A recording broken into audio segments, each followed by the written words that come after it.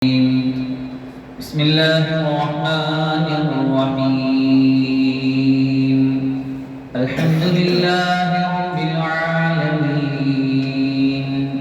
الصلاة والسلام على سيدنا محمد وعلى آله وأصحابه وأتباعه أجمعين اللهم رب اشرح لي صدري ويسر لي أمري واحلل عقدة من لساني يفقهوا قولي اللهم رب يسر ولا تعسر رب زدنا علما وحلما وحفظا وعقلا وأدبا كاملا رب تمم بالخير والسعادة برحمتك يا أرحم الراحمين بسم الله الرحمن الرحيم فلعلك باخع نفسك على آثارهم إن لم يؤمنوا بهذا الحديث أسفا وإنا جعلنا ما على الأرض زينة لها لنبلوهم أيهم أحسن عملا وإنا لجاعلون ما عليها صعيدا جرزا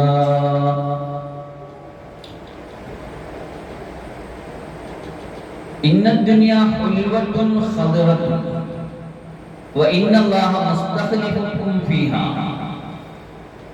فينظر كيف تعملون فاتقوا الدنيا واتقوا النساء فإن أول فتنة بني إسرائيل كانت في النساء أو كما قال سيدنا رسول الله صلى الله عليه وسلم الله سبحانه وتعالى പരിശുദ്ധവും പരിപാവനവുമായ ഈ മജ്‌ലിസിൽ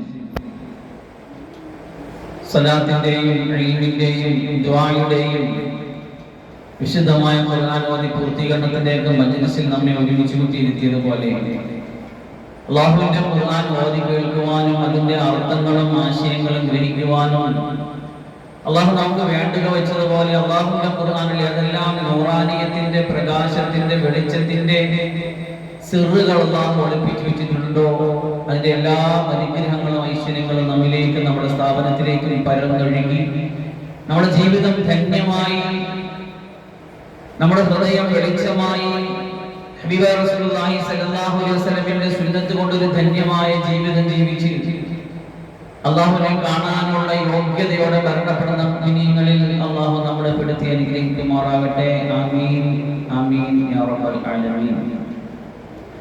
കഴിഞ്ഞ ഒന്ന് രണ്ട് മജ്‌ലിസുകളിലായി പരിശുദ്ധമായ സൂറത്തുൽ കഹ്ഫിന്റെ 1 മുതൽ 5 വരെയുള്ള ആയത്തുകളെ കുറിച്ച് ചുരുങ്ങിയ തോതിൽ നാം മനസ്സിലാക്കി. ഇന്ന് 6-ാമത്തെ ആയത്ത് മുതൽ 6, 7, 8 തുടങ്ങുന്ന ഏതാനും ആയത്തുകളുടെ ഒരു ചെറു വിശദീകരണം നമുക്കൊന്ന് മനസ്സിലാക്കാൻ ശ്രമിക്കാം. അല്ലാഹുവിന്റെ ഖുർആൻ വലിയ അത്ഭുതമാണ്. അല്ലാഹു തന്നെ അല്ലാഹുവിന്റെ ഖുർആൻ പഠിപ്പിച്ചു. അർ-റഹ്മാനു അല്ലമൽ ഖുർആൻ എന്നാണ്. റഹ്മാനായ റബ്ബ് കരുണാവാരിധിയായ തമ്പുരാൻ അല്ലാഹുവിന്റെ ഖുർആൻ നമുക്ക് മനസ്സിലാക്കാൻ ഉദവിയേകണം. അങ്ങനെ ആരെങ്കിലും അല്ലാഹുവിന്റെ ഖുർആൻ മനസ്സിലാക്കുവാനും കേൾക്കുവാനും പഠിക്കുവാനും പഠിപ്പിക്കുവാനും അവസരം നൽകിയിട്ടുണ്ടെങ്കിൽ നമുക്കിടയിലെ ഉന്നതനും ഉത്തമനും അവനാണ് എന്ന് കഴിഞ്ഞ ആഴ്ചയിൽ നാം സംസാരിച്ചിരുന്നു. വത്തഖുല്ലാഹ വയുഅല്ലിമുകുമുല്ലാഹ്. അല്ലാഹുവിനെ തഖ്വ ചെയ്താൽ അല്ലാഹു തന്നെ നമ്മളെ പഠിപ്പിച്ചു തരുന്നതാണ്. അല്ലാഹുവിന്റെ ഖുർആൻ അല്ലാഹു പഠിപ്പിച്ചു തന്നാൽ അല്ലാഹുവിൽ നിന്ന് പഠിക്കാൻ നമുക്ക് ഭാഗ്യം കിട്ടിയാൽ നമ്മുടെ ഹൃദയത്തിലേക്ക് അല്ലാഹു ആ വിശുദ്ധമായ ഖുർആനിന്റെ ആ വിജ്ഞാനങ്ങളുടെ മഹാത്മ്യവും അതിന്റെ ആസ്വാദനവും അതിന്റെ അനുഭൂതിയും ഇട്ടു തന്നാൽ വലിയ ഹൈറാണ് അല്ലാഹു നമുക്ക് ഓരോരുത്തരും ചെയ്തിരിക്കുന്നത്. വലിയ സൗഭാഗ്യമാണ്. അത്തരത്തിൽ വലിയ ഭാഗ്യവാന്മാരിൽ അല്ലാഹു നമ്മളെ പെടുത്തി അനുഗ്രഹിക്കുമാറാകട്ടെ.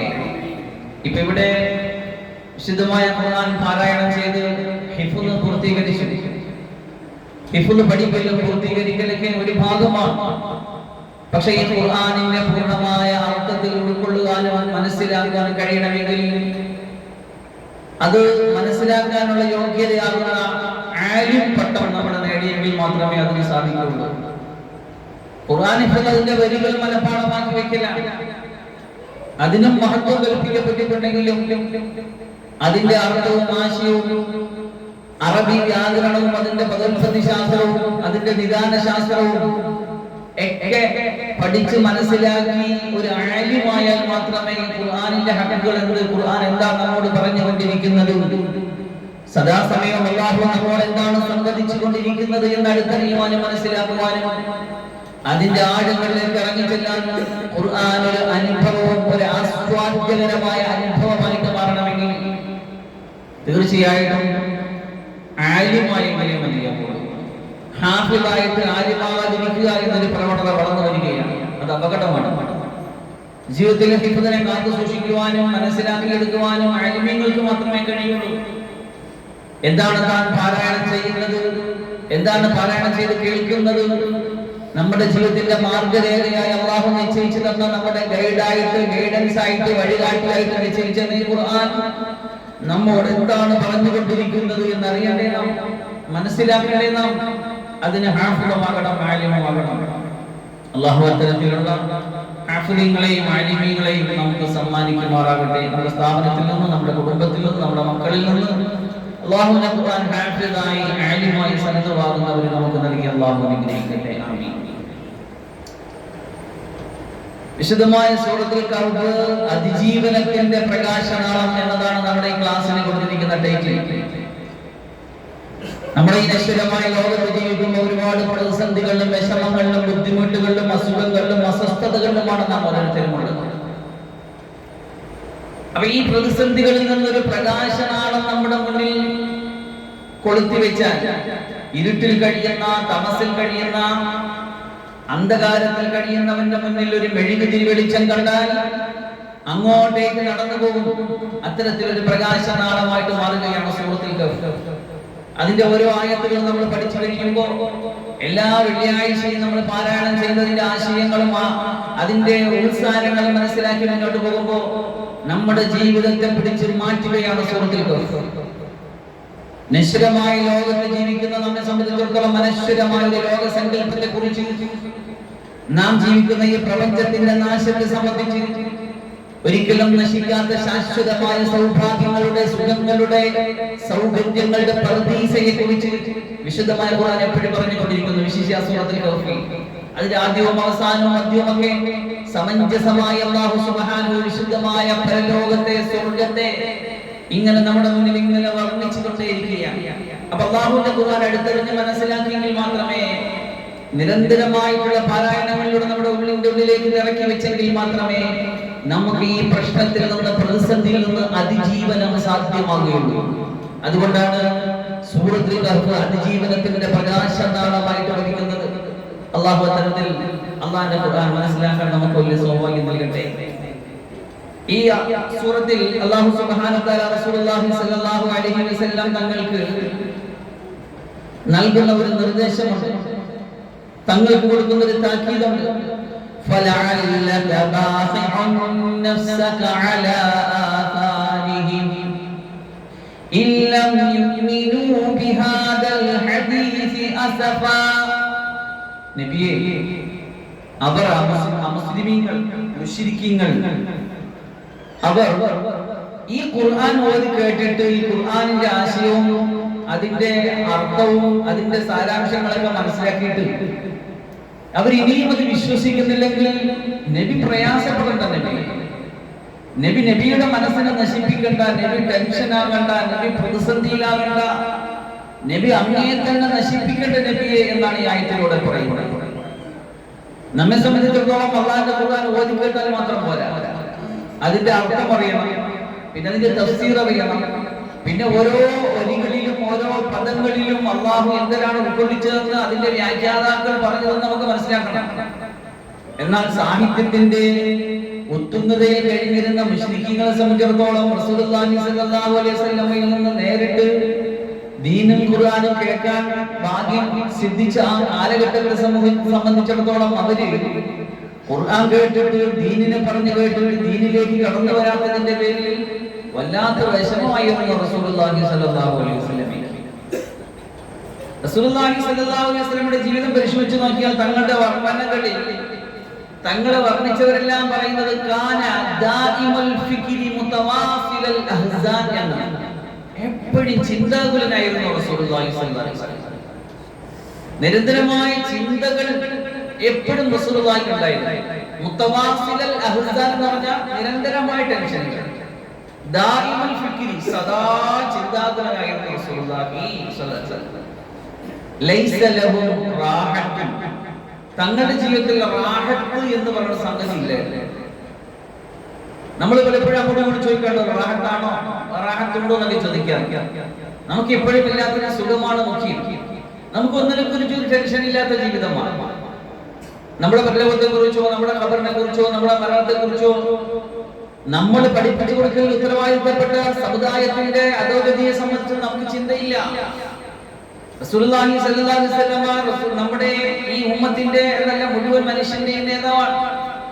അല്ലാഹുവിന്റെ റസൂൽ സ്വല്ലല്ലാഹു അലൈഹി വസല്ലം മുഴുവൻ സമയ ചിന്ത എന്താണ്? മനുഷ്യന്മാരെ മുഴുവൻ സ്വർഗ്ഗത്തിൽ കൊണ്ടുപോകണം. റസൂലുള്ളാഹിയുടെ പ്രബോധിത സമുദായത്തിൽപ്പെട്ട ഒരാൾ പോലും നരകത്തിന്റെ വിറകുകളായിട്ട് കരിഞ്ഞു പോകാൻ പാടില്ല.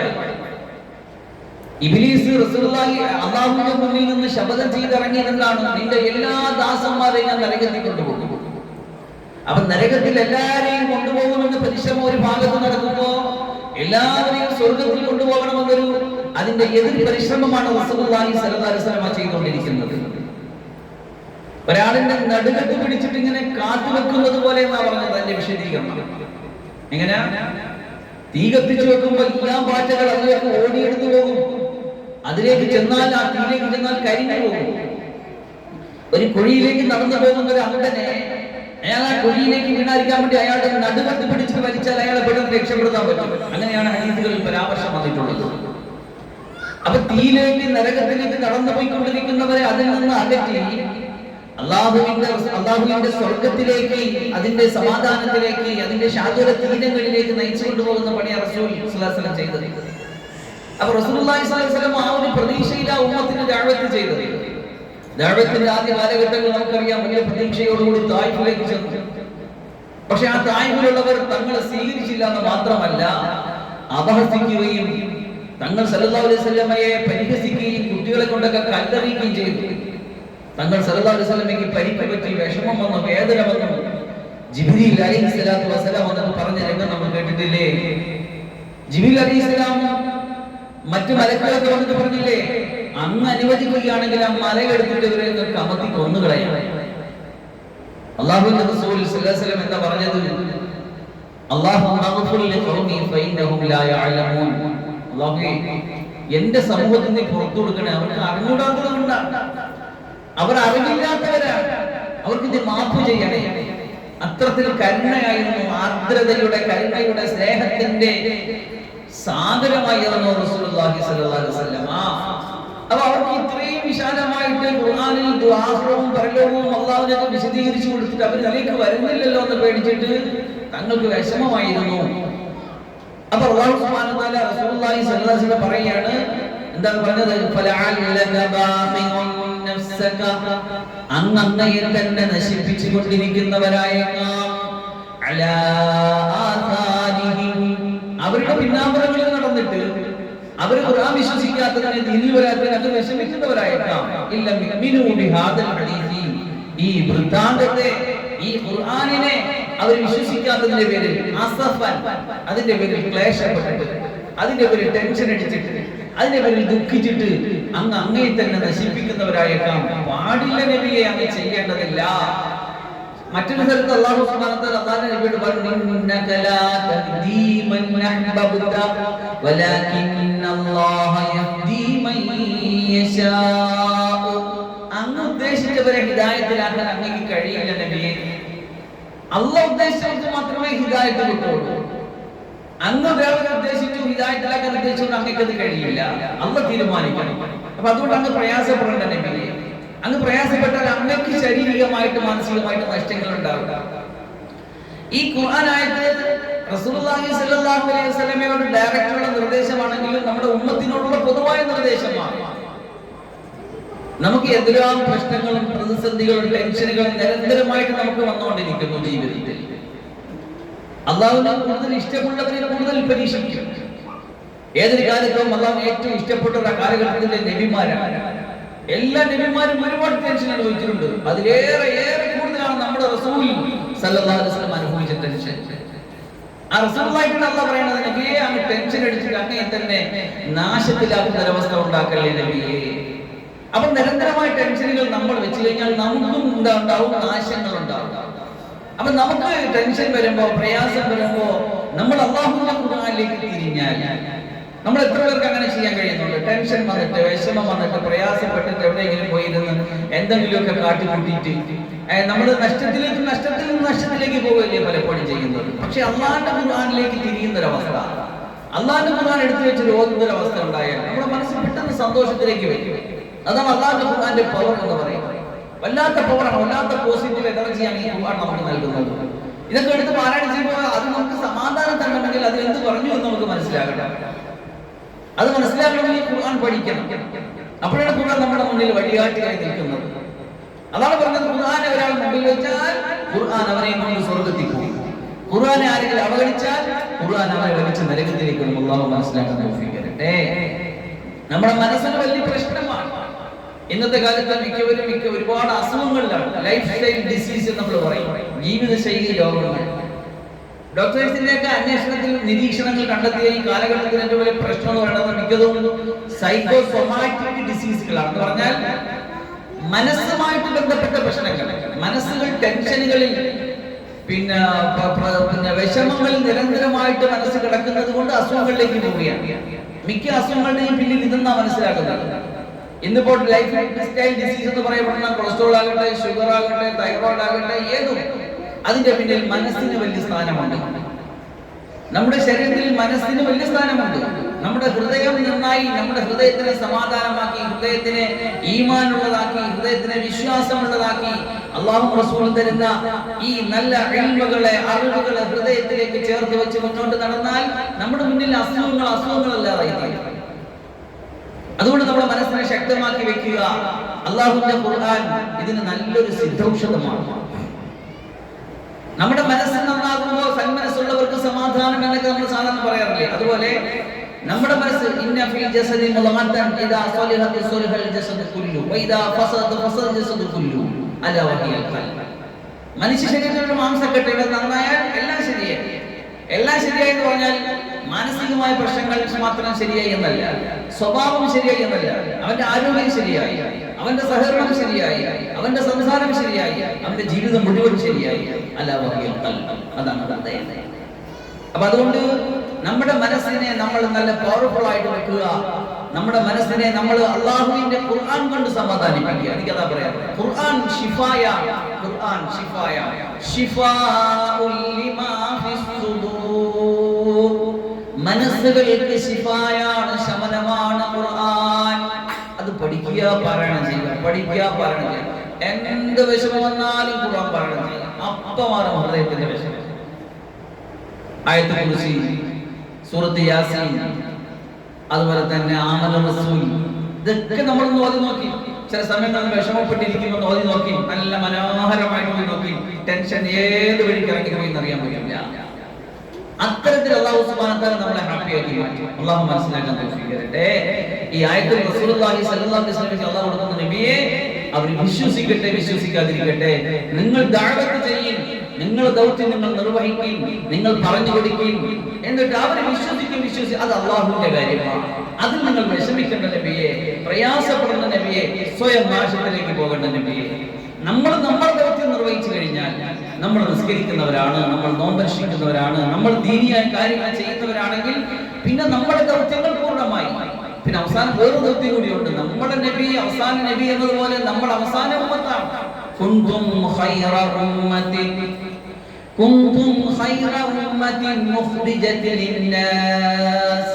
സർവ്വ മനുഷ്യന്മാർക്കും വേണ്ടി നിയോഗിക്കപ്പെട്ട ഒരു ഉത്തമ സമുദായമാണ് നിങ്ങൾ എന്നാണ് നമ്മളെ പറ്റി പറയപ്പെട്ട അല്ലാഹുവിന്റെ ഖുർആനിൽ.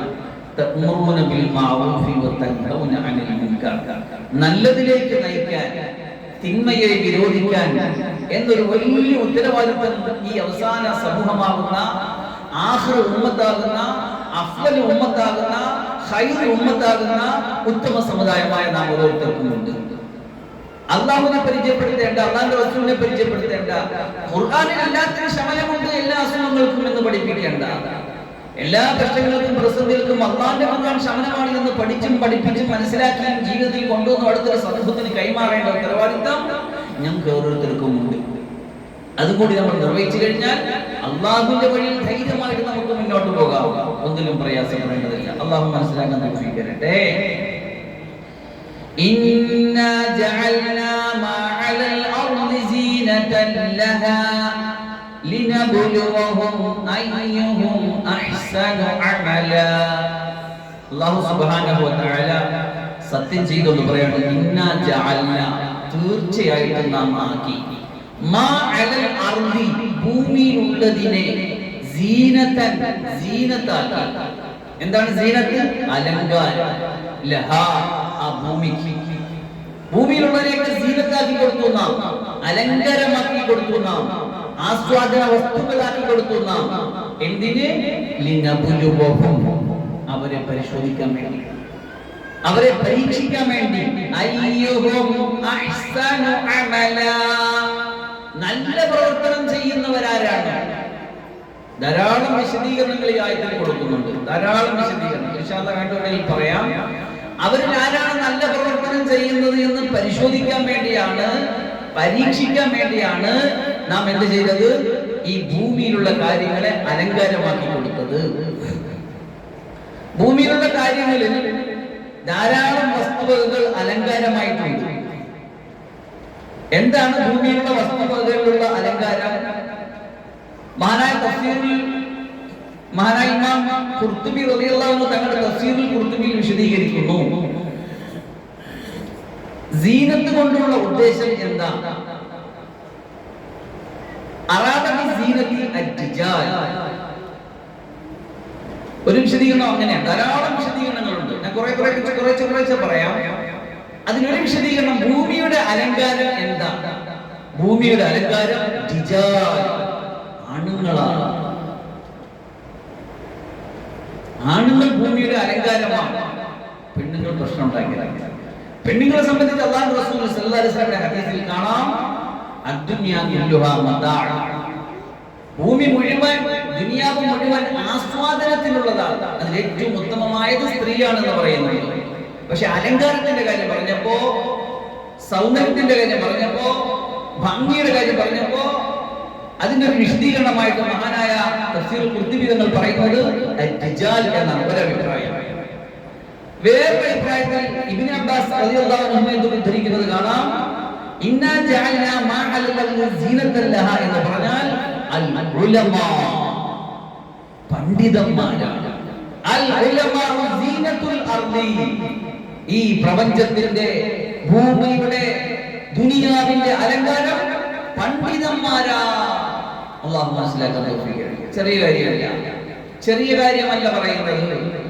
അല്ലാഹു സുബ്ഹാനഹു അല്ലാഹുവിന്റെ ഖുർആൻ എടുത്തു വെക്കാൻ വേണ്ടി ഏതെങ്കിലും ഹൃദയത്തെ തിരഞ്ഞെടുത്തിട്ടുണ്ടെങ്കിൽ, അല്ലാഹുവിന്റെ ഖുർആൻ പറയാനും പഠിക്കാനും നെഞ്ചിലേക്കാനും പഠിപ്പിക്കാനും വേണ്ടി അല്ലാഹു ഒരു സമൂഹത്തിൽ, ഒരു കുടുംബത്തിൽ, ഒരു നാട്ടിൽ, ഒരു വീട്ടിൽ നിന്ന് കൂടുതൽ തിരഞ്ഞെടുത്തിട്ടുണ്ടെങ്കിൽ, അവർക്ക് നല്ല ശുഭ്രമായ വസ്ത്രം ധരിച്ചുകൊണ്ട്, താടി തലപ്പാവുമായിട്ട് നാടിന്റെ നാനാഭാഗത്ത് അവർ സഞ്ചരിച്ചു കൊണ്ടിരിക്കുന്നു എങ്കിൽ അവർ ഈ ഭൂമിയുടെ അലങ്കാരമാണ്. ഈ ഭൂമിക്ക് അവർ അലങ്കാരമാണ്, ഭംഗിയാണ്, സൗന്ദര്യമാണ്. ചിന്തിച്ചാൽ നമുക്കത് മനസ്സിലാവും. അള്ളാഹു മനസ്സിലാക്കാൻ തൗഫീഖ് ചെയ്യട്ടെ. എന്നാൽ വേറൊരു കൂട്ടർ പറയുന്നത് അലങ്കാരമാണ് സീനത്ത് എന്ന് ഉദ്ദേശിച്ചത് അൻഅമ വൽ മലാബിസ വൽ വൽ ഖദ്റത വൽ മിയാ. ഈ കാണുന്ന പ്രപഞ്ചത്തിലെ സർവ്വ സൗകര്യങ്ങളും, ഈ കാണുന്ന പക്ഷിലതാദികളും വൃക്ഷങ്ങളും, അതുപോലെ തന്നെ സുന്ദരമായ വസ്ത്രങ്ങളും അനുഗ്രഹീതമായ ഭക്ഷണങ്ങളും, ഇതെല്ലാം അതിന്റെ അലങ്കാരമാണ് എന്ന് പറയുന്നു. ഈ അലങ്കാരങ്ങളെല്ലാം അല്ലാഹു സുബ്ഹാനഹു വ തആല ഈ പ്രപഞ്ചത്തിനെ സൗന്ദര്യമാക്കി, അലങ്കാരമാക്കി വെച്ചിരിക്കുകയാണ്. എന്തിനാണ്? ലിനബ്ലുവഹും അയ്യുഹും അഹ്സനു അമലാ, ആരാണ് നല്ലത് ചെയ്യുന്നതെന്ന് അറിയാൻ വേണ്ടി, പരീക്ഷിക്കാൻ വേണ്ടി, പരിശോധിക്കാൻ വേണ്ടി അള്ളാഹു വെച്ചിരിക്കുന്ന പരീക്ഷണങ്ങളാണ് അത്രേ. എന്ന് പറഞ്ഞാൽ നാളെ നമ്മൾ പോകുന്ന സ്വർഗം, അവിടെയാണ് സമ്പൂർണമായ അലങ്കാരങ്ങളും സൗകര്യങ്ങളും സൗന്ദര്യങ്ങളും ആസ്വാദനങ്ങളും അള്ളാഹു വെച്ചിരിക്കുന്നത്. ഈ പ്രപഞ്ചം മുഴുവൻ ആലമുൽ അംസാലാണ്, മോഡലുകളുടെ ലോകമാണ്. ഒന്നും സമ്പൂർണമല്ല. എന്തെങ്കിലും ഒരു കാര്യം, ഒരു ചായ കുടിച്ചു ടേസ്റ്റ് വന്നു, ഒരു മധുരം കഴിച്ചു ടേസ്റ്റ് വന്നു, AC ഇരുന്നു പിന്നെ രസം തോന്നി, വണ്ടി ഓടിച്ചപ്പോ സുഖം തോന്നി, അങ്ങനെ എന്ത് രസവും മനസ്സിൽ കരുതി, ഇതൊന്നും സമ്പൂർണ്ണമല്ല. സാമ്പിൾ, ചെറിയ സാമ്പിൾ. എന്തെങ്കിലും വിഷമം വന്നു, ദുഃഖം വന്നു, പ്രയാസം വന്നു, വേദന വന്നു, അസുഖം വന്നു, അസ്വസ്ഥത വന്നു, നീറ്റൽ വന്നു, ഒന്നും പൂർണ്ണമല്ല, സാമ്പിൾ. അപ്പൊ എല്ലാ ദുഃഖങ്ങളുടെയും സന്തോഷങ്ങളുടെയും സൗകര്യങ്ങളുടെയും സാമ്പിളാണ് ഈ പ്രപഞ്ചത്തിൽ അള്ളാഹു വെച്ചിരിക്കുന്നത്. അത് സമ്പൂർണ്ണമായിട്ട് നമ്മൾ അനുഭവിക്കുന്നത് അള്ളാഹുവിന്റെ പരലോകത്തേക്ക് ചെല്ലുമ്പോഴാണ്. അപ്പൊ അള്ളാഹു സുബ്ഹാനഹു പരീക്ഷണത്തിന് വേണ്ടിയാണ് വെച്ചിരിക്കുന്നത് മുഴുവൻ. സമ്പത്ത് കൊടുക്കുന്നത് പരീക്ഷണമാണ്, സൗകര്യം കൊടുക്കുന്നത് പരീക്ഷണമാണ്. റിസ്കിലും വസ്ത്രത്തിലും ഭക്ഷണത്തിലും വിശാലത കൊടുത്താൽ വലിയ അനുഗ്രഹമായ കാര്യം കാണരുത്. വേറെ സ്ഥലത്ത് അല്ലാഹു ഖുർആനിൽ പറയുന്നത് നമ്മൾ കണ്ടിട്ടുണ്ടല്ലോ. ഇതാണ് സൂറത്തുൽ ഫജ്ർ അല്ലാഹു പറഞ്ഞത്, فَأَمَّا الْإِنسَانُ إِذَا مَا ابْتَلَاهُ رَبُّهُ فَأَكْرَمَهُ وَنَعَّمَهُ فَيَقُولُ رَبِّي أَكْرَمَنِ وَأَمَّا إِذَا مَا ابْتَلَاهُ فَقَدَرَ عَلَيْهِ رِزْقَهُ فَيَقُولُ رَبِّي أَهَانَنِ. മനുഷ്യൻ അവന് നാം കുറെ സൗകര്യം കൊടുത്താൽ, ഇതാ മബ്തലാഹു എന്നാണ് പറഞ്ഞത്. എന്ന് പറഞ്ഞാൽ അവന് നാം ഇബ്തില ചെയ്താൽ, ഇബ്തില ബല എന്നൊക്കെ പറഞ്ഞാൽ പരീക്ഷണം എന്നാണ്, അനുഗ്രഹം എന്നല്ല, ആദരിച്ചു എന്നല്ല, കൊടുത്തു എന്നല്ല, സമ്മാനിച്ചു എന്നല്ല. എന്താണ് ഇബ്തില ചെയ്താൽ? എങ്ങനെ? കുറെ സുഖം കൊടുത്തു, സമ്പത്തും വലിയ വീടും വലിയ വാഹനവും ഒരുപാട് സംവിധാനങ്ങൾ കൊടുത്തു. എന്നാൽ എന്ത് പറയും? എനിക്ക് ഭയങ്കര ആദരം കിട്ടി എന്ന് പറയും. നമ്മളൊക്കെ മനസ്സിൽ ഇപ്പൊ അങ്ങനെ സാധാരണക്കാരുടെ എന്താണ്, വലിയ സമ്പത്തുള്ളവൻ ആദരണീയനാണ്. എന്നാ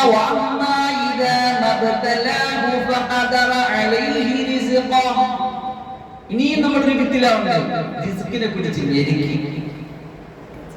റിസ്ക് ഉപജീവനത്തിൽ ഇടുക്കം കൊടുത്തു, ഞെരുക്കം കൊടുത്തു, വീടില്ലായ്മ, ആവശ്യത്തിന് ഭക്ഷണമില്ലായ്മ, വസ്ത്രമില്ലായ്മ, വാഹനമില്ലായ്മ, അങ്ങനെ പല നിലയ്ക്ക് പരീക്ഷണങ്ങൾ കൊടുത്തു.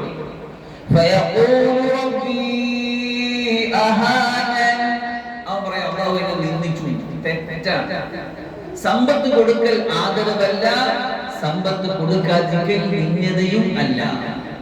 സമ്പത്ത് കൊടുക്കലും കൊടുക്കാതിരിക്കലും പരീക്ഷണം. ഈ പരീക്ഷണത്തിൽ ആര് ജയിച്ചു എന്നതാണ് പ്രശ്നം.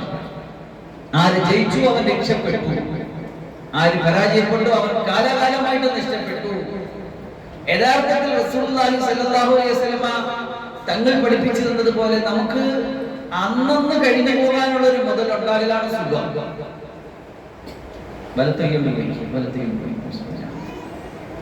അന്നന്ന് കഴിഞ്ഞു പോകാനുള്ള സൗകര്യം ഉണ്ടാകലാണ് സുഖം.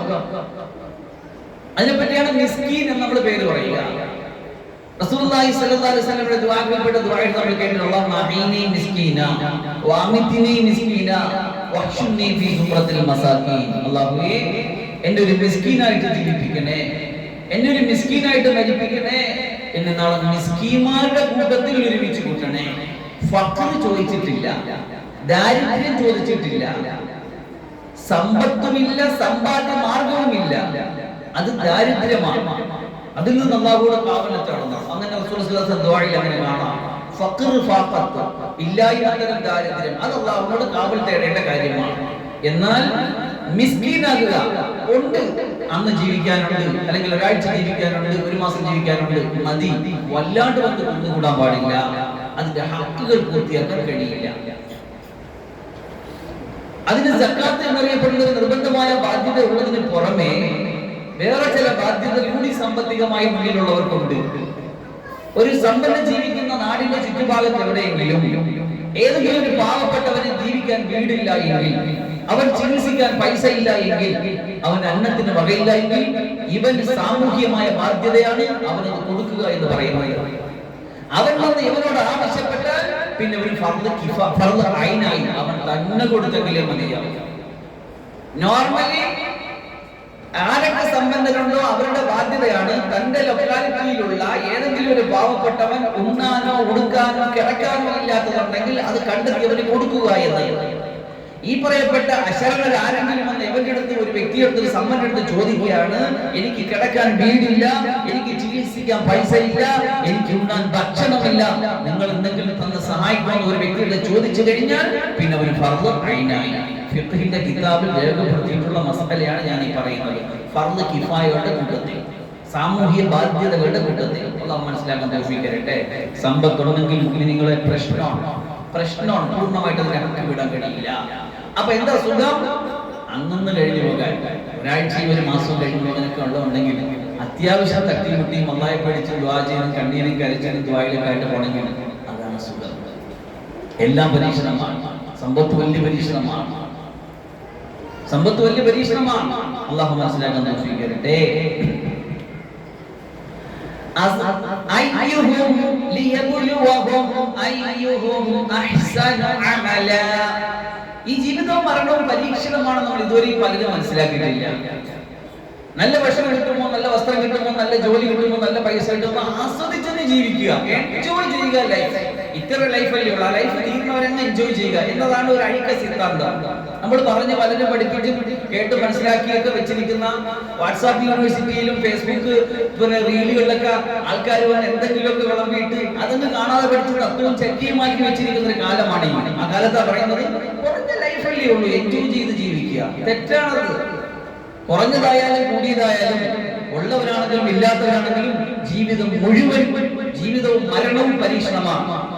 തബാറകല്ലദീ ബിയദിഹിൽ മുൽക് വഹുവ അലാ കുല്ലി ശൈഇൻ ഖദീർ അല്ലദീ ഖലഖൽ മൗത വൽ ഹയാത ലിയബ്ലുവകും അയ്യുകും അഹ്സനു അമല. അല്ലദീ ഖലഖൽ മൗത വൽ ഹയാത. നിങ്ങളുടെ ജീവിതവും നിങ്ങളുടെ മരണവും പരീക്ഷണമാണ്. ജീവിതം മൊത്തവും പരീക്ഷണമാണ്. മേളിൽ ഒരാൾ ഇരിപ്പുണ്ട് ക്യാമറയുമായി, വണ്ടി എടുത്ത് റോഡിൽ ഇറങ്ങുമ്പോൾ അത് ചെയ്തോ ഇത് ചെയ്തോ, ഹെൽമെറ്റ് ഇട്ടോ സീറ്റ് ബെൽറ്റ് ഇട്ടോ എന്നൊക്കെ നമ്മൾ പെട്ടെന്ന് ചെക്ക് നോക്കും. എന്താ കാര്യം? പോണ വഴി ഇന്ന സ്ഥലത്ത് ക്യാമറയുണ്ട്. സൂറത്തുൽ ഫജ്റിൽ ഇന്ന റബ്ബക ലബിൽ മിർസാദ് എന്നൊരു പ്രയോഗം. എന്താണ് റസദ എന്ന് പറഞ്ഞാൽ? നിരീക്ഷകൻ. ചില സ്ഥലത്തൊക്കെ ഭയങ്കര കവറേജുള്ള സ്ഥലങ്ങളുണ്ട്. ഹറമിലൊക്കെ അങ്ങനെയാണ്. ഹറമിലൊക്കെ പോയി ഏതെങ്കിലും മൂലയിൽ എന്തെങ്കിലും ഒരു കുരുത്തക്കേട് കാണിച്ചാൽ മതി, അപ്പൊ അവിടെ വന്ന് ആളിനെ പൊട്ടിക്കൊണ്ട് പോകും. എന്ന് പറഞ്ഞാൽ അത്ര കവറേജാണ് അവിടെ. കൃത്യമായിട്ടൊരു മോണിറ്റർ റൂമിൽ ഇരുന്നിട്ട് ആര് എവിടെ പോകുന്നു, എന്ത് ചെയ്യുന്നു, എന്തെങ്കിലും അനിഷ്ടമായിട്ടോ രാജ്യത്തിനോ മനുഷ്യന്മാർക്കോ പറ്റാത്ത എന്തെങ്കിലും ചെയ്യുന്നെങ്കിൽ അപ്പൊ അവന് കേൾക്കുകയും. ഞാൻ നേരത്തെ സാക്ഷിയാണ് അത്തരം സംഗതി. അപ്പൊ അതുകൊണ്ട് അത്രത്തോളം കവറേജുള്ള സ്ഥലത്ത് എന്തിൽ പേടിയാണ്. കാരണം ഞാൻ നിരീക്ഷണത്തിലാണ്. ഹറമിൽ ഏതെങ്കിലും മൂലയിൽ നിന്ന് തന്നെ മൊബൈൽ തുടങ്ങിയിട്ട് ഏതെങ്കിലും ഒരു സൈറ്റ് കയറിയിട്ട് നോക്കിയാൽ സൈറ്റ് റോങ് സൈറ്റ് ആണെങ്കിൽ അപ്പോഴും വരും പിടി. അത്രത്തോളം ക്ലിയർ ആണ് അവിടുത്തെ കവറേജ്. അപ്പൊ അതുപോലെ അതിനേക്കാൾ ക്ലിയർ ആണ് അല്ലാഹുവിന്റെ കവറേജ്. ഇന്ന റബ്ബക ലബിൽ മിർസാദ്. റസദ നിരീക്ഷണം, ഒബ്സർവേഷൻ, സമ്പൂർണ്ണ ഒബ്സർവേഷൻ 24 hours ലൈഫ് ടൈം മുഴുവൻ, ജനിച്ചു വീണത് മുതൽ മരിച്ചു പോകുന്നത് വരെയും അല്ലാഹുവിന്റെ മോണിറ്ററിൽ നീ ഫുള്ള് തെളിഞ്ഞു നിൽക്കുകയാണ്. ഇതിൽ പിന്നെ ഏറെ പരീക്ഷണം വരാൻ എന്താണ് മുഅ്മിനീങ്ങളെ? അൽ ഹയാത വൽ മൗത. ജീവിതവും മരണവും പരീക്ഷണമാണ്. ലിയബ്ലുവകും, നിങ്ങളെ പരീക്ഷിച്ചുകൊണ്ടേയിരിക്കുകയാണ്. അയ്യുകും അഹ്സനു അമല.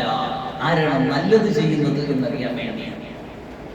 അയ്യുകും അഹ്സനു അമല എന്നതിനെ സംബന്ധിച്ച് അല്ലാഹു സുബ്ഹാനഹു അല മഹാനായ മുഫസ്സിരീങ്ങൾ പല വിശദീകരണങ്ങളും കൊടുക്കുന്നുണ്ട്. ആരാണ്? ചിലർ പറയുന്നു എന്താണ്? അസ്ഹദഹും അത്രക്കഹും എന്ന് പറഞ്ഞാൽ ഈ ദുനിയാവിനെ ഇത്രയും സുഖമാണ് സൗകര്യമാണ് എങ്കിലും അതിന്റെ സുഖ സൗകര്യങ്ങൾ അറിഞ്ഞിട്ട് മാറ്റി നിർത്തുന്നവനാരാണ്? പരിത്യാഗി. ദുനിയാവിൽ ആസ്വദിക്കാൻ ഒരുപാടുണ്ട്. പക്ഷേ എനിക്ക് നിർണയിച്ചു തന്നിട്ടുള്ള എന്റെ ലൈഫിന് ആവശ്യമുള്ളതിന് മാത്രമേ ഞാൻ എടുക്കുള്ളൂ. എന്റെ ശറഅ് അനുവദിച്ചു തന്നതിന് മാത്രമേ ഞാൻ എടുക്കുള്ളൂ. വല്ലാത്ത സുഖലോലുപതയും ആർഭാടൊക്കെ ഒഴിവാക്കി ഉള്ളത് കൊണ്ട് തൃപ്തിപ്പെട്ട് പാവപ്പെട്ടവന്റെ വ്യതകളും വിഷമങ്ങളും മനസ്സിലാക്കി അവനെ കൊണ്ട് തന്റെ സന്തോഷത്തിൽ പങ്കാക്കി അങ്ങനെയൊക്കെ പോകുന്ന കൃത്യമായ രൂപത്തിൽ കൈകാര്യം ചെയ്തു പോലവൻ ആര് എന്നുകൂടി മനസ്സിലാക്കാനാണ്. ഇത് വളരെ സമഗ്രമായ ഒരു വാചകം എന്നാണ് മഹാന്മാരെ ചില മുഫസ്സിരീങ്ങൾ പറഞ്ഞിട്ടുള്ളത്. അയ്യക്കും അഹ്സനു അമല എന്ന് പറഞ്ഞാൽ അത്രക്കുല, ഈ ദുനിയാവിനെ ആഖിറത്തിന് വേണ്ടി ഉപേക്ഷിക്കുന്നവൻ ആരാണ് എന്ന് നോക്കാൻ വേണ്ടിയാണ്. അള്ളാഹുവിന് വേണ്ടി, അള്ളാഹുവിന്റെ ആ സവിധത്തിൽ കിട്ടാൻ പോകുന്ന സ്ഥാനത്തിന് വേണ്ടി ഈ ദുനിയാവിലുള്ള സുഖങ്ങളും രസങ്ങളും ഉപേക്ഷിച്ച് പോകുന്നവൻ ആര് എന്ന് പരീക്ഷിക്കാൻ കൂടിയാണ് ഈ സർവ്വ സൗകര്യങ്ങളും അള്ളാഹു ഇവിടെ ഒരുക്കി വെച്ചിരിക്കുന്നത്. മന്മാരായ സഹാബത്ത് റളിയല്ലാഹു അൻഹും അങ്ങനെയായിരുന്നു. ഒരിക്കൽ ഉമർ റളിയല്ലാഹു അൻഹു ഭക്ഷണം കഴിച്ചുകൊണ്ടിരിക്കുമ്പോൾ ഹഫ്സ് റളിയല്ലാഹു അൻഹു കടന്നു ചെന്നു. അപ്പൊ നോക്കുമ്പോ കാണാം ഉണക്ക റൊട്ടിയും സൈത്തണ്ണയുമാണ് കഴിച്ചുകൊണ്ടിരിക്കുന്നത്. ഹഫ്സ് റളിയല്ലാഹു അൻഹു ചെന്നപ്പോ സ്വാഭാവികമായിട്ട് അങ്ങനെ കടന്നു ചെല്ലുമ്പോൾ അവരുമായിട്ട് ഒത്തിരുന്ന് കൂടെ ഇരുന്ന് ഭക്ഷണം കഴിക്കും. അപ്പോ ഉമർ റളിയല്ലാഹു അൻഹു ചോദിച്ചു, ഹഫ്സേ എന്ത് എന്റെ കൂടെ ഇരുന്ന് ഭക്ഷണം കഴിക്കാത്തത്, അതിൽ നിന്ന് നിന്നെ മാറ്റി നിർത്തിയ കാര്യം എന്താണ് എന്ന് ചോദിച്ചു. മാനായ ഹഫ്സ് റളിയല്ലാഹു അൻഹു ഉള്ളത് തുറന്നു പറയും, ഈ കട്ടിയുള്ള കടുപ്പപ്പെട്ട ഭക്ഷണം കഴിച്ചിട്ട് എന്റെ ആമാശയം കേടാക്കാൻ തൽക്കാലം ഞാൻ നിൽക്കുന്നില്ല മഹാനരെ. ഞാൻ എന്റെ വീട്ടിൽ ചെന്നാൽ എനിക്ക് വേണ്ടി തയ്യാറാക്കി വെച്ചിരുന്ന നല്ല മയമുള്ള സുഖമുള്ള രസമുള്ള ഭക്ഷണം എന്റെ വീട്ടിൽ ഇരിപ്പുണ്ട് മഹാനവറുകളെ, അതുകൊണ്ട് ഞാൻ തയ്യാറാകുന്നില്ല എന്ന് പറഞ്ഞു. മഹാനായ ഉമർ റളിയല്ലാഹു അൻഹു ഒരു ചോദ്യം ചോദിച്ചു ഹഫ്സ് റളിയല്ലാഹു അൻഹുവിനോട്, ഹഫ്സേ അതറാനി ആജിസൻ അൻ ആമുറ ബിസിലാരിൽ മാഇസ് ഫയുഖാ അൻഹാ ശഅറുഹാ വബിഖീഖിൽ ജുദ്ദി ഫയുഖദ്ദസു ഖുബസൻ ദിഖാഖൻ വബിസാഇൻ മിന الزبيب യൂളു ഫീ ഖിന്യത്തിൻ മിന സന്നി ഫആഖുലു ഹാദാ വഅശ്റബു ഹാദാ. നല്ല സുന്ദരമായ പക്ഷികളെ പിടിച്ചുകൊണ്ട് വന്നിട്ട് അതിന്റെ ചിറകുകൾ കളഞ്ഞിട്ട് നല്ലതുപോലെ എണ്ണയിലിട്ട് വറുത്തിട്ട് ഉണക്കമുന്തിരി കൊണ്ടുവന്ന് അതിനെ നല്ല പാനീയമാക്കി അത് കുടിക്കുവാനും അത് തിന്നുവാനും എനിക്ക് കഴിയില്ല എന്നാണോ ഹഫ്സേ നീ വിചാരിക്കുന്നത്? അപ്പൊ ഹഫ്സ് റളിയല്ലാഹു അൻഹു ചോദിക്കുകയാണ്, നല്ല ഭക്ഷണം എന്താണെന്ന് നിങ്ങൾക്ക് നല്ല പരിചയമുണ്ടല്ലോ അമീറുൽ മുഅ്മിനീൻ, എങ്ങനെയാണ് നല്ല റെസിപ്പികളൊക്കെ നമ്മളൊന്ന് പറയുമോ? അതുപോലെ നല്ല ഫുഡ് ഉണ്ടാക്കാൻ നല്ല പരിചയമുണ്ടല്ലോ അമീറുൽ മുഅ്മിനീൻ നിങ്ങൾക്ക്. ഉമർ റളിയല്ലാഹു അൻഹു തുടരുകയാണ്, ഹഫ്സേ എനിക്കത് കഴിയില്ല എന്നാണോ നീ വിചാരിക്കുന്നത്? തീർച്ചയായിട്ടും എനിക്കത് കഴിയും. അമീറുൽ മുഅ്മിനീനായ ഒരു രാജ്യത്തിന്റെ അല്ലെങ്കിൽ പല രാഷ്ട്രങ്ങളുടെ ഭരണാധികാരിയായിരിക്കുന്ന മുസ്ലിങ്ങളുടെ നേതാവിന് കഴിയില്ലേ? തീർച്ചയായിട്ടും കഴിയും. പിന്നെ എന്താ ഞാൻ ചെയ്യാത്തതെന്ന് അറിയാമോ? ഞാൻ അല്ലാഹു പറയുന്നത് കേട്ടിട്ടുണ്ട്, ഇന്നി സമിഅതുല്ലാഹ യഖൂൽ. അങ്ങനെ അല്ലാഹുവിന്റെ ഖുർആൻ അല്ലാഹു പറയുന്നതാണ്. അത് നമ്മൾ കേട്ടാൽ നമുക്കും ഇമാതിരി പറയാൻ കഴിയണം. അല്ലാഹു പറയുന്നത് ഞാൻ കേട്ടിട്ടുണ്ട് ഇങ്ങനെ. എന്താ അല്ലാഹു പറഞ്ഞത്? അദ്ഹബതും ത്വയ്യിബാതികും ഫീ ഹയാതികും ദുനിയാ വസ്തംതഅതും ബിഹാ. നിങ്ങളുടെ തയ്യിബാത്തുകളൊക്കെ ദുനിയാവിൽ വെച്ച് നിങ്ങൾ തീർത്തു കഴിഞ്ഞു. ഇനി ഈ ആഖിറത്തിൽ നിനക്കിന് പ്രത്യേകിച്ച് ഒന്നും കിട്ടാനില്ല. നിനക്ക് കിട്ടാനുള്ള സുഖവും സൗകര്യങ്ങളും എല്ലാം ദുനിയാവിൽ വെച്ച് നീ വാങ്ങിച്ചെടുത്തു. ഇനി നിനക്ക് ആഖിറത്തിലൊന്നും കിട്ടാനില്ല എന്ന് പറയുന്ന ഒരവസ്ഥ എന്റെ പരലോകത്ത് വരാനിരിക്കാൻ വേണ്ടിയാണ് ഹഫ്സേ ഞാൻ ഇത്രയും കഷ്ടപ്പെട്ട് ഈ ഉണക്ക റൊട്ടിയും ഈ സൈത്തണ്ണയും കഴിച്ചുകൊണ്ട് ഇങ്ങനെ ജീവിക്കണമെന്ന് ആര് പറയാണ്? മുഅ്മിനീങ്ങളുടെ അമീറാകുന്ന ഉമർ റളിയല്ലാഹു അൻഹു പറയാണ് ഹഫ്സ് റളിയല്ലാഹു അൻഹു. അങ്ങനെയാണ് സഹാബത്ത്. ആവശ്യം പോലെ സുഖ സൗകര്യങ്ങൾ മുന്നിലുണ്ട്, എനിക്ക് വേണമെങ്കിൽ അങ്ങനെ ജീവിക്കാം, പക്ഷെ ഞാൻ ഇങ്ങനെ ജീവിക്കുന്നുള്ളൂ എന്നാണ്. അങ്ങനെ ജീവിക്കാൻ കഴിയുമായിരിക്കെ തന്നെ ഇങ്ങനെ ജീവിച്ചു കാണിച്ചോളാം. ആരാണ് ഈ ദുനിയാവിനെ ത്യജിച്ചിട്ട് ഐഹിക പരിത്യാഗം ചെയ്തിട്ട് അള്ളാഹുവിന് വേണ്ടി, പരലോകത്തിന് വേണ്ടി, സ്വർഗത്തിന് വേണ്ടി, നാളെ ആഖിറത്തിൽ കിട്ടാൻ പോകുന്ന സമ്പൂർണ്ണ സൗഭാഗ്യങ്ങൾക്ക് വേണ്ടി ഈ നിസ്സാരമായ നശ്വരമായ സമ്പൂർണതയില്ലാത്ത, പൂർണ്ണമായിട്ട് നമുക്ക് അവകാശമില്ലാത്ത, ഇന്നത്തെ കാലത്തൊക്കെ പറയുകയാണെങ്കിൽ ശുഭ്ഹാപത്തിൽ കൂടിയായ ഹലാലെന്നോ ഹറാമെന്നോ പോലും തിരിച്ചറിയാൻ വയ്യാത്ത ഇത്തരത്തിൽ മുതലുകൾ ഇങ്ങനെ വാരിക്കൂട്ടി തിന്നും ഉണ്ടും ഉറങ്ങിയും നടക്കുമ്പോ ഇതൊക്കെ ഒന്ന് ചിന്തിച്ചാൽ നമ്മൾ പതുക്കെ താഴോട്ട് വരും. മഹാന്മാരായ പോലുള്ള മഹാന്മാർ അങ്ങനെ സർവ്വ സൗകര്യങ്ങളും മുമ്പിൽ വന്നതിന് ശേഷം അതൊക്കെ അങ്ങോട്ട് മാറ്റി വെച്ചു. എനിക്ക് എന്റെ റബ്ബ് മതി, എനിക്ക് എന്റെ പരലോകം മതി, എന്റെ റസൂൽ. എത്രയോ ദിവസം ഉണ്ണാതെ കടന്ന റസൂല സല്ലല്ലാഹു അലൈഹി വസല്ലം. ആയിഷ ബീവി എന്തെങ്കിലും ഉണ്ടോ അടുക്കളയിൽ ഒന്നുമില്ല റസൂലേ, എന്നാൽ ഇന്ന് എനിക്ക് നോമ്പാ. 3 ദിവസമായിട്ട് ആ അടുപ്പ് തുടങ്ങിയിട്ടില്ല, ആ അടുപ്പിൽ നിന്ന് പുക വന്നിട്ടില്ല പോലും സ്വല്ലല്ലാഹു അലൈഹി വസല്ലം. അത്രത്തിൽ ത്യാഗപ്പെട്ട റസൂലിന്റെ അനുയായികളാണ് നാം എല്ലാവരും. അങ്ങനെയൊക്കെ നടന്നിട്ട് അവസാനം വിശപ്പ് കാണാൻ വീട്ടിൽ ഇരിക്കാൻ വയ്യാതെ പുറത്തിറങ്ങി നടന്നു പോയി നോക്കുമ്പോ കാണുന്ന അബൂബക്കർ സിദ്ദീഖ് റളിയല്ലാഹു അൻഹു. എന്താ അബൂബക്കർ ഈ സമയം പുറത്ത് റളിയല്ലാഹു അൻഹു, എന്താണോ അങ്ങ് ഈ സമയം വീട്ടിൽ നിന്ന് പുറത്തിറക്കിയത് തന്നെയാണ് എന്റെയും പ്രശ്നം. നോക്കുമ്പോ അടുത്ത കൂട്ടുകാരൻ ഉമർ റളിയല്ലാഹു അൻഹു വീട്ടിൽ നിന്ന് ഇറങ്ങിയിരിക്കുക. എന്താ കാര്യം? വിശപ്പ് കാണാൻ വീട്ടിലിരിക്കാൻ കഴിയില്ല. അങ്ങനെ നടന്നുപോയി. മഹാനായ അബൂ അയ്യൂബ് അൻസാരി റളിയല്ലാഹു അൻഹു വീട്ടിൽ ചെന്നു. മഹാനൊരു ആട്ടിനെ പിടിച്ചിട്ട് അറിഞ്ഞിട്ട് ഇങ്ങനെ പാചകം ചെയ്ത് കൊണ്ടുവച്ചപ്പോ എന്റെ മോള് ഫാത്തിമ തിരുവോ ദിവസമായിട്ട് തിന്നില്ലല്ലോ, അങ്ങനെ ഇച്ചിരി കൊടുത്തയച്ചു. എന്നിട്ട് അവിടെ നിന്ന് ഭക്ഷണം കഴിച്ചു. എന്നിട്ട് പറയാണ്, ഈ ഭക്ഷണത്തിന് നാളെ അല്ലാഹുവിന്റെ മുന്നിൽ വിചാരണ പറയണ്ടേ, സമാധാനം പറയണ്ടേ, ഒരു ദുആയുണ്ട്, ആ ദുആ ചൊല്ലി, ആ ദുആ നമ്മൾ പഠിക്കണം, പ്രവർത്തിക്കണം. നമുക്ക് വിചാരണ ഇല്ലാതെ അൽഹംദുലില്ലാഹില്ലദീ ഹുവ അസ്ബഅനാ വഅർവാനാ വഅൻഅമ അലൈനാ വഅഫ്ദല എന്നൊരു ദുആ ഉണ്ട്. നമുക്ക് അലികളിലൂടെ ചെല്ലാറില്ല. അപ്പൊ അതുകൊണ്ട് ആവശ്യം പോലെ തിന്നാൻ കൊടുക്കാനുണ്ട്. അതിങ്ങനെ അർമാദിക്കുക, ഏതെങ്കിലും ഒരു അനുഗ്രഹം എടുത്ത് ആസ്വദിക്കുമ്പോൾ പോലും അതിന്റെ അവസാനമെങ്കിൽ പോലും അള്ളാഹുവിനെ സ്മരിക്കാനോ ഓർമ്മിക്കാനോ തയ്യാറാവാത്ത വിധം നമ്മൾ സുഖലോലുപന്മാരായി പോയി. അല്ലാഹുവേ, എത്ര നേരമാണ് നമ്മുടെ കഴിപ്പ്? പണ്ടൊക്കെ 1-2 നേരം മാത്രമേ ഉമ്മത്തിന് ഭക്ഷണശീലം ഉണ്ടായിരുന്നുള്ളൂ. പിന്നെ കുറച്ചിങ്ങോട്ട് വന്നപ്പോൾ അത് 3 നേരമായി, രാവിലെയും ഉച്ചയ്ക്ക് രാത്രിയുമായി. പിന്നെ കുറച്ചും കൂടി ഇങ്ങോട്ട് വന്നപ്പോ പിന്നെ അതിന്റെ ഇടയ്ക്ക് 4 മണിക്ക് 5 മണിക്ക് ഒരു സ്നാക്സും കൂടിയായി. പിന്നെ കുറച്ചും കൂടി ഇങ്ങോട്ട് വന്നപ്പോ രാവിലെ എഴുതുമ്പോ ബെഡ് കോഫിയോട് കൂടി സ്നാക്സ് ആയി. എത്ര പ്രാവശ്യമായി? ഇപ്പൊ എന്താ ഫലം? അസുഖക്കാരായി, നിറയെ അസുഖക്കാരായി. തിന്ന് ദഹിക്കുന്നതിന് മുമ്പ് വീണ്ടും അത് അപ്പോഴേ അസുഖമാണ്. ഡയജഷൻ കൺട്രോൾ അല്ല, അതിന്റെ ബാലൻസ് തെറ്റി, ഷുഗറായി, കൊളസ്ട്രോളായി, പ്രശ്നങ്ങളായി. ജീവിതത്തിന്റെ താളം തെറ്റുമ്പോ, ദീനിയായ ജീവിതത്തിന്റെ ചിട്ടവട്ടം മാറിപ്പോകുമ്പോ അല്ലാഹു റസൂൽ വരച്ചു കാണിച്ച ലാളിത്യത്തിന്റെ സുന്ദരമായ ജീവിത ശൈലിയുടെ മാറി സഞ്ചരിച്ചതിന്റെ പേരാണ് ലൈഫ് സ്റ്റൈൽ ഡിസീസ്, ജീവിത ശൈലി രോഗങ്ങൾ. എന്ത് ജീവിതശൈലി രോഗങ്ങൾ? റസൂലുള്ളാഹി ജീവിതശൈലി നമുക്ക് പഠിപ്പിച്ചു തന്നിട്ടുണ്ടായിരുന്നു. ഒന്ന് തിന്നാൽ അത് ദഹിച്ചിട്ട് അടുത്ത് കഴിക്കാം, പരസ്പര വിരുദ്ധമായത് കഴിക്കരുത്. സമയമല്ല പ്രശ്നം, വിശപ്പാണ് പ്രശ്നം.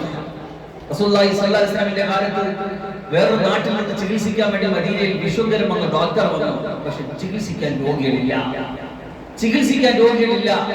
എന്തോ അന്വേഷിച്ചു, എന്താണ് ഈ വലിയ ആരോഗ്യ രംഗത്തെ എടുത്തുചാട്ടത്തിന്റെ കാരണം എന്താണെന്ന് അന്വേഷിച്ചപ്പോ അവര് പറഞ്ഞു കൊടുത്തൊരു പരമരഹസ്യമുണ്ടെന്നറിയാമോ? നമ്മൾ വിശന്നിട്ടേ കഴിക്കോളൂ, വിശപ്പ് തീരുന്നതിന് മുമ്പ് നിർത്തുകയും ചെയ്യും എന്നാണ്. വിശന്നിട്ടേ ഭക്ഷണം കഴിക്കോളൂ, കഴിച്ചു തുടങ്ങിയാൽ വിശപ്പ് തീരുന്നതിന് മുമ്പ് നിർത്തുകയും ചെയ്യും. റസൂലുള്ളാഹി സ്വല്ലല്ലാഹു അലൈഹി വസല്ലമയുടെ സുന്ദരമായ ലൈഫ് സ്റ്റൈൽ, നമുക്ക് കൈമോശം വന്നുപോയ ലൈഫ് സ്റ്റൈൽ. ഇപ്പൊ ഡയറ്റുകളായിട്ടും പലതായിട്ടും പലരും കൊണ്ട് നടക്കുന്നു. പക്ഷെ ഉമ്മത്തിന് തിരിഞ്ഞു നോക്കാൻ സമയമായിട്ടില്ല. ഈ ലൈഫ് സ്റ്റൈൽ നമ്മളെ പരീക്ഷിച്ച് നോക്കി നമ്മളെ ഷുഗർ എങ്ങോട്ട് പോകും, നമ്മളെ കൊളസ്ട്രോൾ എങ്ങോട്ട് പോകും, നമ്മളെ ലിവർ ഡിസീസുകൾ എങ്ങോട്ട്, എല്ലാം പറഞ്ഞു പോകും. നമ്മൾ ശീലിക്കും, നമ്മളെ മക്കളെ ശീലിപ്പിക്കും. അല്ലാഹു മനസ്സിലാക്കാൻ തൗഫീഖ് തരട്ടെ. ഇതാണ് ലൈഫ് സ്റ്റൈൽ ഡിസീസ് എന്ന് പറഞ്ഞാൽ ജീവിതശൈലി രോഗങ്ങൾ. ഈ ശൈലി നമുക്ക് നഷ്ടപ്പെട്ടു പോയതുകൊണ്ടാണ് ഇത് ഏറ്റവും കൂടുതൽ ഉമ്മത്തിൽ പിന്നെ കമ്മ്യൂണിറ്റിയിൽ ഏറ്റവും കൂടുതൽ ഭക്ഷണം ഉണ്ടാക്കുകയും കഴിക്കുകയും പാഴിക്കുകയും ചെയ്യുന്ന ആരും ചോദിച്ചാൽ ഈ ഉമ്മത്തെന്നാണ് മറുപടി. ഏറ്റവും കൂടുതൽ ഭക്ഷണത്തിന് പൈസ ചെലവഴിക്കുന്നവരാരാ? മുസ്ലിം ഉമ്മ. ഏറ്റവും കൂടുതൽ ഭക്ഷണം വേസ്റ്റ് ആക്കി കളയുന്നവരാരാ? മുസ്ലിം ഉമ്മ. ഏറ്റവും കൂടുതൽ ഫംഗ്ഷനുകളിൽ ഭക്ഷണം കൊണ്ട് കൊട്ടക്കണക്കിന് തട്ടിക്കളയുന്നവരാരാ? മുസ്ലിം ഉമ്മ. ഒരു ഭക്ഷണത്തിൽ തന്നെ ഒരുപാട് വൈരുദ്ധ്യങ്ങൾ അടിച്ചു കെട്ടുന്നവരാരാ? മുസ്ലിം ഉമ്മ. ഇന്നൊക്കെ നമ്മളെ കല്യാണ ഫംഗ്ഷൻ എന്തുമാത്രം അഹങ്കാരമാണ് സമൂഹമേ നമ്മൾ ചെയ്തുകൊണ്ടിരിക്കുന്നത്. ഒരു കല്യാണ ഫംഗ്ഷന് ചെന്ന് നോക്കിയാൽ മുമ്പത്തെ കല്യാണ ഫംഗ്ഷൻ നമ്മളൊക്കെ കുഞ്ഞുനാളിലായിരുന്നു. ചോറുണ്ടാകും, ബിരിയാണി ചോറുണ്ടാകും, അതിൻ്റെ കൂടെ ഇറച്ചി ഉണ്ടാകും, പപ്പടം ഉണ്ടാകും, അച്ചാറുണ്ടാകും, സലാഡ് ഉണ്ടാകും. പക്ഷെ ഇന്നെന്താ പൊരിച്ചത് കരിച്ചത്, ഇവിടെ ഒരു സ്റ്റാള്, അവിടെ ഒരു സ്റ്റാള്, അങ്ങേറ്റം ഒരു സ്റ്റാള്. ഇവന്റെ വയറ്റിൽ സ്ഥലമില്ല, ഇവൻ അവസാനം സഞ്ചിയിൽ വാങ്ങും, സഞ്ചി നിറയും, പിന്നെ ഉമ്മാരെ വാനിറ്റി ബാഗിൽ വാങ്ങും, പിന്നെ വേറെ കടയിൽ നിന്ന് പോയി ചാക്ക് വാങ്ങി വാങ്ങും. ഒരാഴ്ചത്തെ ഭക്ഷണമായിട്ടാണ് ഇവിടെ വീട്ടിൽ പോകുന്നത്. ഇതെല്ലാം തിന്നു കയറ്റുന്ന വയറ്റിലേക്കാണ്. ഇതൊക്കെ മൊത്തവും പരസ്പരം ബന്ധമാണ്. എന്താ ഈ ഉമ്മത്ത് മനസ്സിലാക്കാറ്? എന്താ ഉമ്മത്ത് മനസ്സിലാക്കാറ്? RCCയിൽ ക്യാൻസർ റീജിയണൽ ക്യാൻസർ സെന്ററിൽ നിറച്ചാരാ കൂടുതൽ ചോദിച്ചാൽ ഈ ഉമ്മത്തിന്റെ മക്കളാണ്. തിരുവനന്തപുരം RCCയുടെ അടുത്തൊക്കെ ഒന്ന് സഞ്ചരിച്ചു നോക്കി മലപ്പുറത്തുള്ള മംഗമാരും മനുഷ്യന്മാരും പിന്നെ നടക്കുന്ന കാണാം. എന്താ കാര്യം? Life style. ഈ ഉമ്മത്തിന്റെ ലൈഫ് സ്റ്റൈൽ അന്മാതിരി ശോഷിച്ചു പോയി, ശോചനീയമായി പോയി. ബേക്കറി ഫുഡും ഫംഗ്ഷൻ ഫുഡും ഒക്കെ ആയിട്ട് വല്ലാത്തൊരവസ്ഥ. അള്ളാഹു മനസ്സിലാക്കാൻ തൗഫീഖ്. ലാളിത്യത്തിലേക്ക് മടങ്ങിപ്പോയെങ്കിൽ, റസൂലുള്ളാഹിന്റെ സുന്നത്തിലേക്ക് മടങ്ങിപ്പോയെങ്കിൽ എത്ര സുന്ദരമായിരുന്നു നമ്മുടെ അസുഖങ്ങളും അസ്വസ്ഥതകളും കഷ്ടങ്ങളും എല്ലാത്തിനും പരിഹാരം. ലാ യസ്ലഹു ആഖിറു ഹാദിഹിൽ ഉമ്മത്തി ഇല്ലാ ബിമാ സലഹ ബിഹി അവ്വലുഹാ. ഈ ഉമ്മത്തിന്റെ അവസാന സമൂഹം നന്നാണോ? ആദ്യ സമൂഹം എങ്ങനെ നന്നായോ അങ്ങോട്ട് നോക്കി എങ്കിൽ നിങ്ങൾക്ക് നന്നാകാൻ പറ്റും. അല്ലാതെ സലാഹിയത്തില്ല, അല്ലാതെ സലാഹിയത്തില്ല. തിരിച്ചു നടക്കാൻ തയ്യാറാവില്ല. നമ്മുടെ ഫംഗ്ഷനുകൾ ഇസ്ലാമികവൽക്കരിക്കും. നമ്മുടെ ഭക്ഷണ സംവിധാനങ്ങൾ ദീനിയായ ഭക്ഷണ സംവിധാനമാകട്ടെ. നമ്മുടെ കഴിക്കുന്ന ടൈമുകൾ, നമ്മുടെ രീതികൾ, ഭക്ഷണപദാർത്ഥങ്ങളുടെ വൈരുദ്ധ്യ വസ്തുക്കൾ എല്ലാം ദീനിയായിട്ട് പരിശോധിച്ച് നോക്കിയും തിബ്ബിയായിട്ട് പരിശോധിച്ച് നോക്കിയും പ്രവാചക വൈദ്യുതിയിലൂടെ കണ്ണോടിച്ച് നോക്കിയും എല്ലാം ക്ലിയറാണ്. അല്ലാഹു മനസ്സിലാക്കാൻ തൗഫീഖ് തരട്ടെ. അല്ലാഹു സുബ്ഹാനഹു വ തആല കാര്യങ്ങൾ മനസ്സിലാക്കി അമൽ ചെയ്യുവാനും അല്ലാഹുവിലേക്കും അല്ലാഹുവിന്റെ ഖുർആനിലേക്കും മടങ്ങി പോകാൻ നമുക്ക് ഏവർക്കും വലിയ സൗഭാഗ്യം നേടട്ടെ പ്രാർത്ഥിച്ചുകൊണ്ട് ചുരുക്കുകയാണ്. വാഹ ദഅവതി അൽഹംദുലില്ലാഹി റബ്ബിൽ ആലമീൻ.